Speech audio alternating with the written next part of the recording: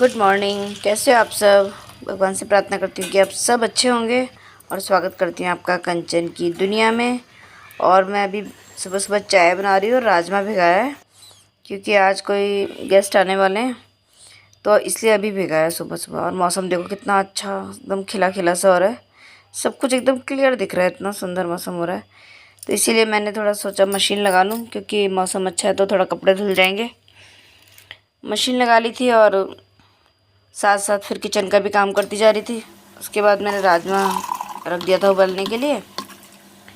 उसमें थोड़ा सा लहसुन, नमक, हींग, मोटी इलायची वगैरह डाल के, मैंने मोटी इलायची ना इसलिए पहले ही उबालने में डाल देती हूँ मैं, क्योंकि इशू को बहुत गुस्सा आता है अगर उसके खाने में आते हैं ना, तो मैं उबाल के फिर इस टाइम उबालने के बाद फिर मैं निकाल देती हूँ उसको, तो उसका फ्लेवर अच्छा सा टेस्ट आ जाता है उसके अंदर।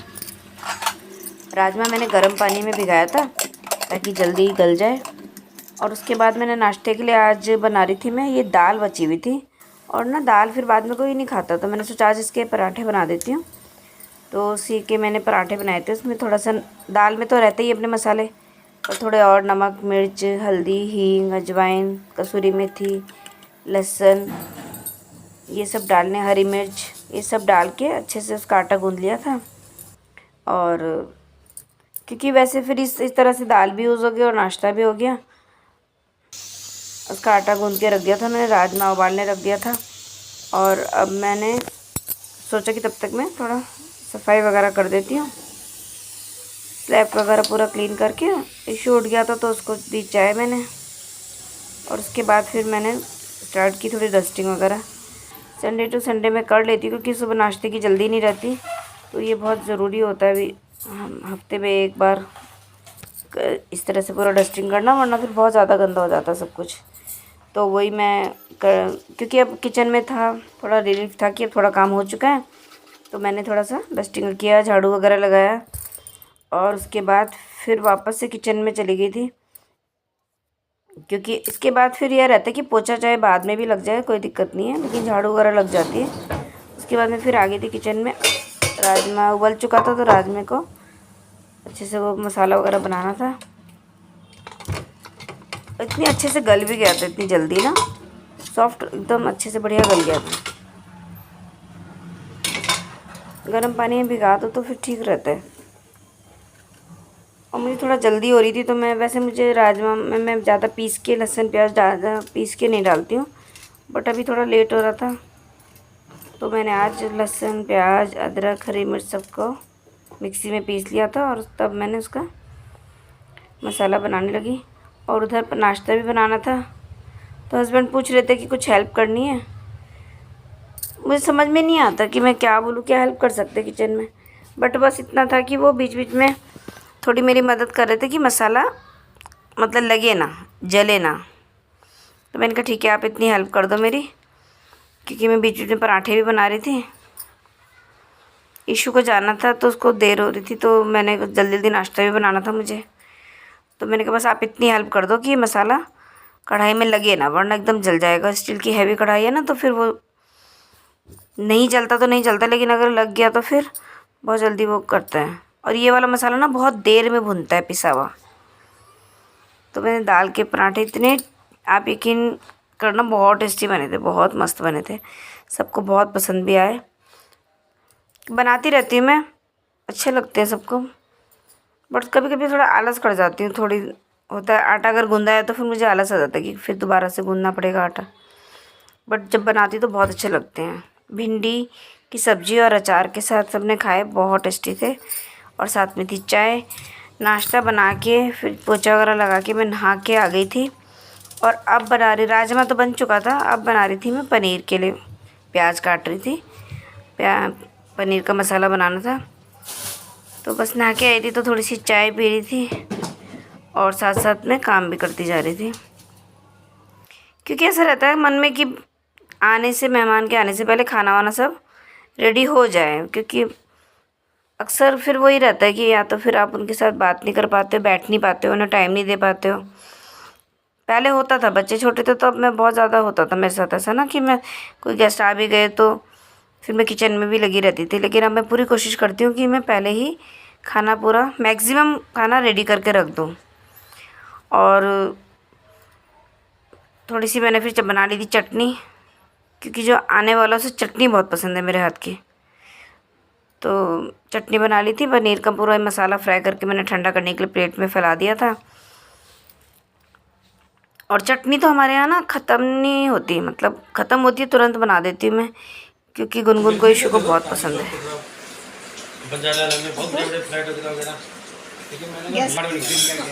एक दिन का गेस्ट और आने वाले गेस्ट थे ये अपूर्व, इसे तो आप जानते हो, और इसके मम्मी पापा और सिस्टर आए थे आज।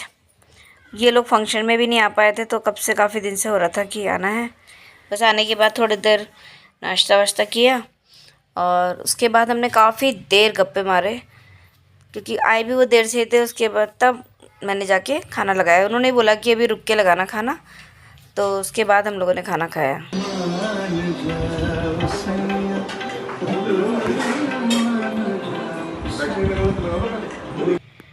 खाना लगा दिया था मैंने और सब म्यूज़िक को पसंद करने वाले थे, और हल्का हल्का म्यूज़िक लगा दिया था और बात गप्पे मारते हुए खाना खा रहे थे। उन लोगों को खाना बहुत पसंद आया। आप सोचेंगे मैं हर बार यही बोलती हूँ, अपनी तारीफ़ खुद ही करती रहती हूँ, लेकिन नहीं, सच में मैंने बहुत ज़्यादा चीज़ें बनाई भी नहीं थी, बहुत सिंपल सा, थोड़ा मतलब कम ही वैरायटी थी खाने में, पर उन्होंने बहुत प्यार से खाया और बहुत तारीफ़ की खाने की, बहुत इन्जॉय किया। और उसके बाद हस्बैंड की थोड़ा तबीयत ठीक नहीं थी, वो थोड़ी देर लेट गए थे, तो भाई साहब ने अपूर्व को बोला कि थोड़ा गिटार वगैरह ले आ। बहुत धीरे धीरे अपूर्व गिटार बजा रहा था, इसीलिए कि अंकल सो रहे हैं, और भाई साहब भी हल्के हल्के गा रहे थे। वो भी म्यूज़िक लवर है, कलाकार फैमिली है।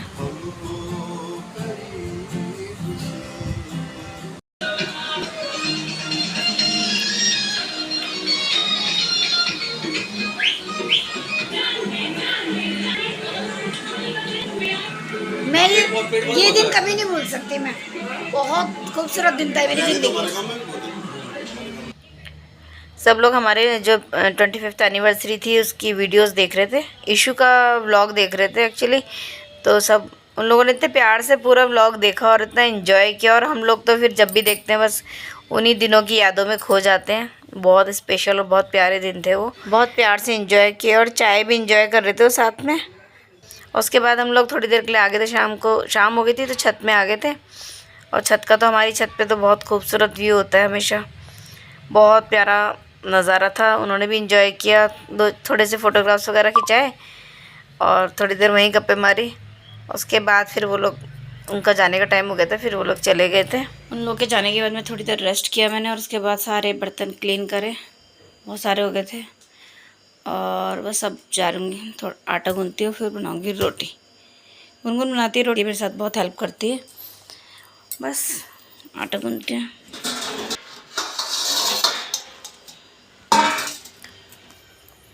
आटा गूँध लिया था मैंने, आटा गूँध के रखा, और उसके बाद बना ली थी फटाफट रोटियाँ। बाकी खाना सब्जी तो क्या दिन का ही था, राजमा वगैरह थोड़ा थोड़ा सब बचा था, बस ज़्यादा भूख किसी को थी नहीं, क्योंकि हमने भी देर से ही खाया था खाना। तो बस रोटी बना ली थी, सबने खाना खा लिया था। और अब मिल रही हूँ मैं आपको नेक्स्ट डे मॉर्निंग। बीन्स काट रही हूँ मैं, चाय पीते पीते दाल उबलने रख दी थी, चाय बना ली थी और सब्ज़ी काट रही हूँ। बीन्स, ऐसी सब्जियाँ काटने में टाइम भी बहुत लगता है। फिर मैंने दाल में तड़का लगाया और बीन्स भी बनाई साथ में। और बीन्स की सब्ज़ी तो इशू की फेवरेट है। बस फिर बना ली थी रोटियाँ। नाश्ता कर लिया था मैंने रेडी, और मैं हस्बैंड को बोल रही थी कि आप ना थोड़ा दवाई ले लो, डॉक्टर को दिखा लो, उनकी तबीयत ठीक नहीं है, खांसी वगैरह से ना उनको फ़ीवर भी हो रहा है, तो वो बहुत लापरवाही कर रहे थे। तो मैं उनको वही बोल रही थी, और उन्हीं के लिए नाश्ते लगा भी रही थी कि नाश्ता खा के आप दवाई ले लेना, और आज ज़रूर से डॉक्टर पे चले जाना, क्योंकि वो बहुत लापरवाही करते हैं, नहीं सुनते। छोटा बच्चा भी इतना तंग नहीं करता। और नाश्ते में बीन्स की सब्ज़ी, दाल, रोटी। सारा काम निपटाने के बाद सबको नाश्ता वाश्ता करा के और टिफ़िन वगैरह दे के फिर मैं नहा ली हूँ। और नहा के अब मुझे जाना है पड़ोस में, वहाँ पर है पूजा, वही सावन चल रहे हैं तो उसी की वो है, अभिषेक है। तो बस अब मैं फटाफट रेडी होके वहीं जा रही हूँ, और फिर दिखाती हूँ आपको भी दर्शन कराती हूँ। बस मैं रेडी हो गई थी और मैं अब निकल ही रही थी। बिल्कुल बगल वाला ही फ्लैट है उनका भी, मतलब हमसे नीचे वाला, तो उसी में वो रुद्र अभिषेक था आज, तो उसी के लिए मैं गई। और जब मैं गई तो पूजा स्टार्ट हो चुकी थी।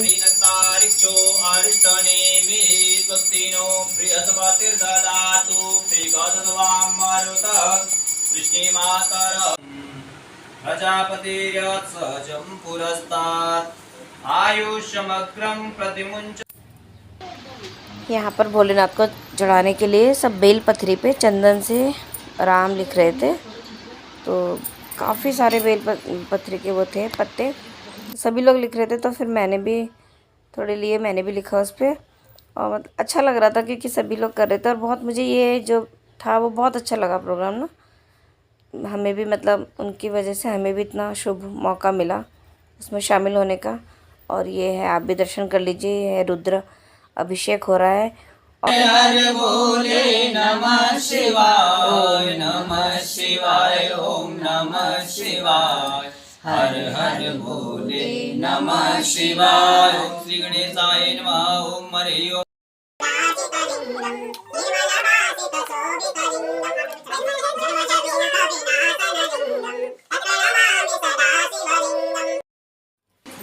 और ये बहुत ही खूबसूरत सा कार्यक्रम बहुत ही खूबसूरत तरीके से संपन्न हुआ।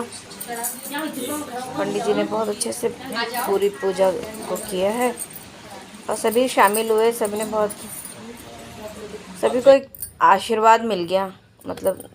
और ये हमारी पड़ोसी निर्मला जी, और ये हैं भाई साहब उनके हस्बैंड, इन्होंने ये पूजा का कार्यक्रम रखा था।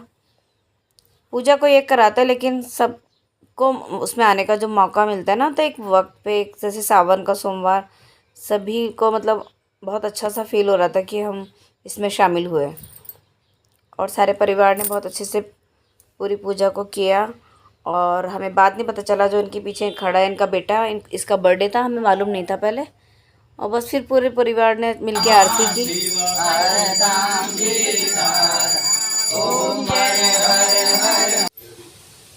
पूजा खत्म होने के बाद थोड़ा सा सबने मिलके शगुन सा, जो घर में गेस्ट आए हुए थे, कुछ लोग तो चले गए थे और बाकी ने छोटा सा ऐसे कीर्तन किया।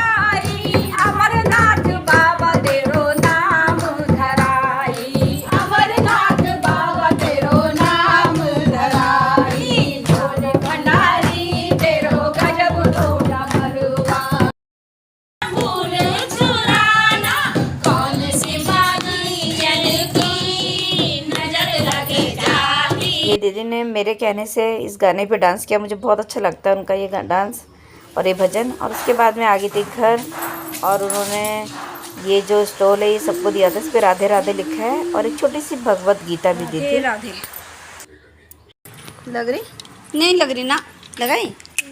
ये लड़की ना बिना मन के जा रही मेरे साथ, अपनी मर्जी से तो घूमती रहेगी। नहीं ऐसे घूमती तो नहीं, पर भी फ्रेंड्स जाने में खुश। हाँ तो क्या वो मेरे साथ नहीं जा सकती? चल फिर, खुश नहीं हो लग रही ना।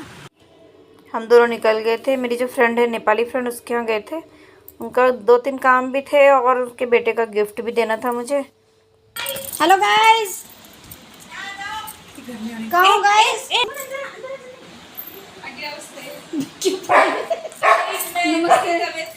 क्या हो गया? हाँ हेलो हेलो हेलो, हाय हाय हाय। मेरा बच्चा, बात नहीं की मैंने तेरे से, बात नहीं की मैंने, बात नहीं की। ओले मेरा बच्चा, मेरा बच्चा एली। ये फौजी की बेटी को देखो कितनी गरीब हो गई बेचारी, राम रे। क्या इतना सा तो शरीर है, ये इसको मैं आधा कर दूं ना तब भी पूछ जाएगा। तू पारू पता फिर प्यारे जैसी होगी, पतली एकदम। अभी मेरा वेट बढ़ गया 50 किलो तो हो गई मैं। पतली कितनी हो गई वो? वेट तो ठीक है फिर, पर पतली लग रही है ना, वही जब जिम विम किया तब ठीक हो गई थी। वेट तो ठीक है उसका। और इस व्लॉग को बस अब मैं यहीं एंड करती हूँ। हमने वहाँ पे बैठे काफ़ी देर गप्पे मारी और उसके बाद हम लोग चले गए थे। और कल से चल रहा है व्लॉग, अब करती से यहीं एंड, अगले व्लॉग में मिलने के वादे के साथ। और आपका व्लॉग थोड़ा सा भी अच्छा लगे तो प्लीज़ लाइक कमेंट शेयर कर दीजिएगा, सब्सक्राइब ज़रूर कर लीजिएगा अगर आप नए हैं तो, प्लीज़ प्लीज़ प्लीज़। और मिलते हैं फिर अगले व्लॉग में। व्लॉग देखने के लिए थैंक यू सो मच। अपना ध्यान रखिएगा और अपना साथ हमेशा बनाए रखिएगा। Okay bye.